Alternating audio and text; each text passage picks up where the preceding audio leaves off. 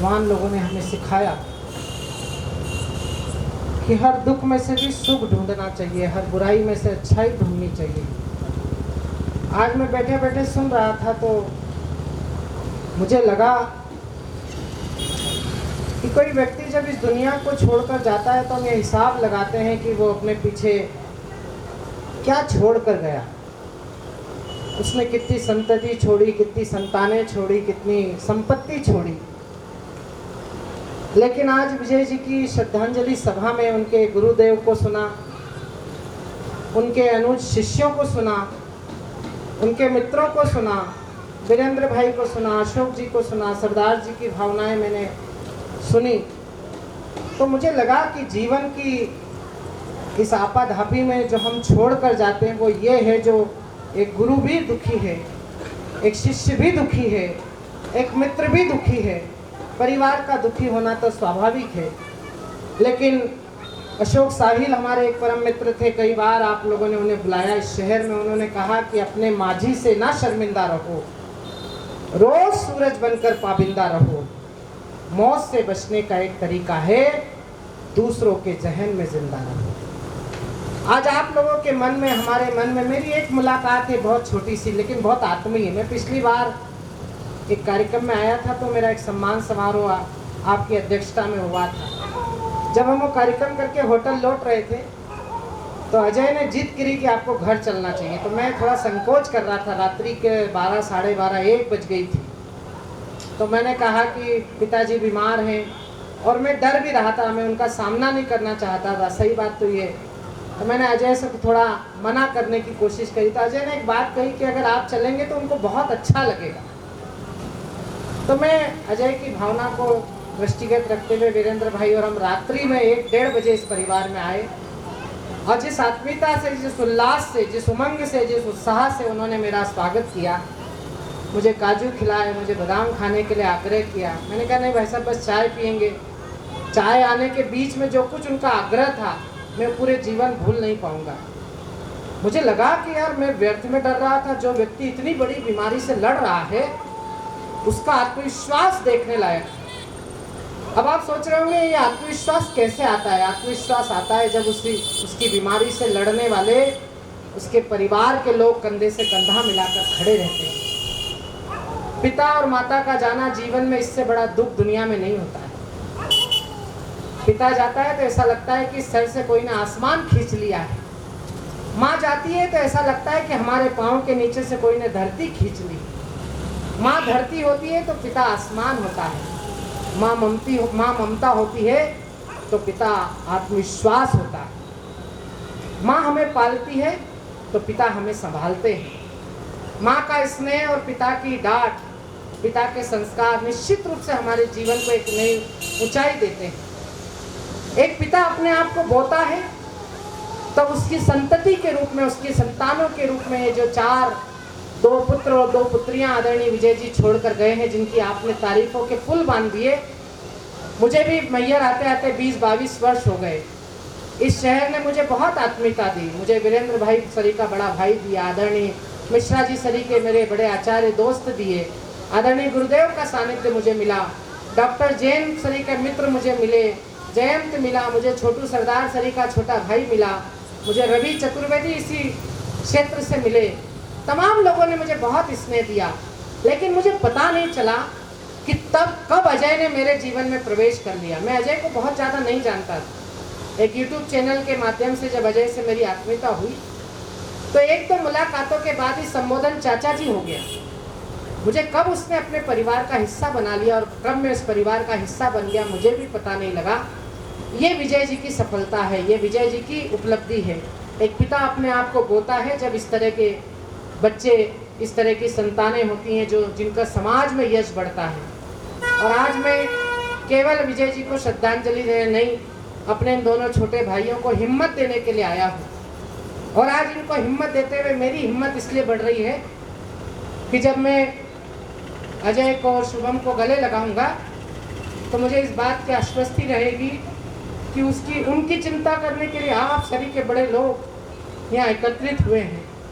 और अब मैं निश्चिंत होकर यहाँ से जाऊँगा कि अजय और शुभम कि जीवन में अगर कोई संघर्ष आएगा भी तो उसे संभालने के लिए आप सरीके सामर्थ्यवान लोग हैं यहाँ पर। और अजय और शुभम और मेरी दोनों छोटी बहनें इस बात का ध्यान रखना कि अब जो माँ हमारे बीच में है उसी के अंदर हमको अपने पिता को महसूस करना है।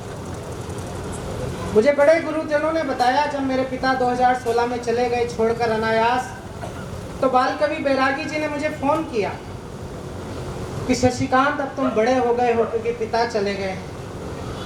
आज मैं अजय से कहना आया हूँ कि अजय अब तुम बड़े हो गए हो, इस परिवार को छतरी की तरह छांव देना, माँ को वही सानिध्य देना जो पिता से उन्हें मिलता रहा है, हिम्मत मिलती रही है। और हमारे सनातन परंपरा में पूज्य गुरुवर शायद इस बात की, मिश्रा जी इस बात की संतति करेंगे, हमारे सनातन धर्म में ऐसा कहा गया है कि जब तक संतानें धरती पर होती हैं तब तक माता पिता दैहिक रूप से तो जाते हैं, लेकिन कहीं ना कहीं सूक्ष्म रूप में वो परिवार के बीच रहते हैं, अपनी संतानों के बीच रहते हैं। तो निश्चित रूप से आपके पिता विजय जी इस परिवार के साथ हैं, इस परिवार के साथ थे, इस परिवार के साथ हैं और इस परिवार के साथ जब तक रहेंगे जब तक उनकी चारों संतानें इस धरती पर हैं। अपनी दोनों बहनों को कभी इस बात की कमी मत महसूस होने देना कि पिता नहीं है। मैंने कम उम्र में अपने परिवार को संभाला है, जो दुख देता है वो दुख देने की शक्ति भी देता है। और तुम तो उस शहर में रहते हो जहाँ पराम्बा स्वयं विराजमान है, जहाँ माँ स्वयं विराजमान है। मैं भी इस सौभाग्यशाली हूँ, मैं उस शहर में रहता हूँ जहाँ दो दो माएँ विराजमान हैं। मेरी माँ मुझे 12 साल की उम्र में छोड़कर चली गई थी। मेरी माँ गोदी में लेकर मुझे कवि सम्मेलन सुनने जाती थी। मैंने संकल्प लिया कि मैं कवि बनूंगा। मैं कवि बना तो फिर मैंने संकल्प लिया कि मैं अपने माता पिता तो कवि साहित्यकार है नहीं, मैं उनकी स्मृतियों को कैसे जिंदा रखूंगा। तो मैंने अपने माता पिता की स्मृति में मेरे गुरु भाई श्री बाल कवि बैरागी जी के नाम से एक सम्मान शुरू किया, ताकि मेरे माता पिता की स्मृति चिरस्थायी रहे। आवश्यक ये नहीं कि माता पिता दैहिक रूप से हमारे साथ कितने दिन रहते हैं, आवश्यक ये कि आप माता पिता संस्कारित रूप से हमारे अंदर कितने जिंदा रहते हैं। इस समाज का, उनके मित्रों का, उनके गुरुजनों का, अब इन सब की जिम्मेदारी तुम्हारे कंधे पर है। जो आत्मीयता उनसे इन्हें मिलती रही वही आत्मीयता इन सबको देते रहिएगा। तो जिन लोगों ने उन्हें संभाल कर यहाँ तक पहुँचा दिया कि आज उनके बच्चे स्थापित हो गए, अभी एक पड़ाव है, अभी आपको बहुत आगे जाना है। नफस नफस में बिखरना कमाल होता है, नज़र नज़र में उतरना कमाल होता है, बुलंदियों पर पहुँचना कोई कमाल नहीं, बुलंदियों पर ठहरना कमाल होता है। और जैसे तुमने रिश्ते बनाए हैं, निश्चित रूप से तुम्हारी आत्मीयता है, तुम्हारा प्रेम है, क्योंकि ये दिलों के रिश्ते हैं। कोई हजारों किलोमीटर चलकर किसी के परिवार में नहीं पहुंचता। ये सब महत्वपूर्ण लोग हैं। अपने घरों को छोड़कर अगर इस परिवार के दुख में खड़े हुए हैं तो निश्चित रूप से ये विजय जी की असली पूंजी है, ये विजय जी की कमाई है। इस कमाई को तुम्हें अभिवृद्धि करना है, इस कमाई को संभालना है, सहेजना है। जैसा हमारे वीरेंद्र भाई ने कहा, मिश्रा जी ने कहा कि मृत्यु अंतिम सत्य है। इस जिंदगी में कोई अमर नहीं होगा।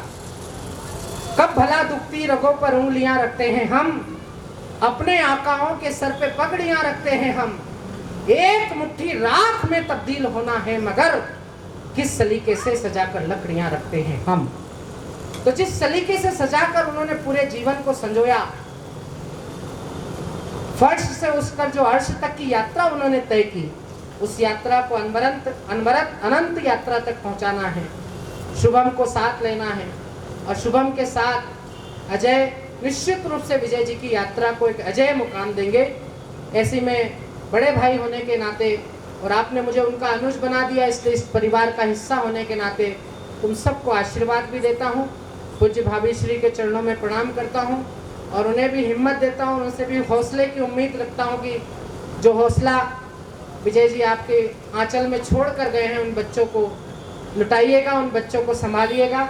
हम सब भी कभी आए तो हमें भी वही आत्मीयता इस परिवार से मिलेगी, ऐसी कामना करता हूँ। आप सब की बातें सुनकर मेरी हिम्मत बढ़ी, मेरा हौसला बढ़ा और मेरे मन में जो चिंता थी, जिस दिन से उनकी बीमारी डिक्लेयर हुई थी तब से लेकर अनवरत अंतिम दिन तक मैं दैहिक रूप से आज उपस्थित हुआ हूँ, लेकिन मैं हमेशा अजय के साथ खड़ा रहा। नागपुर में जब इलाज चला तब भी हर पल हर डॉक्टर हर रिपोर्ट की जानकारी ली।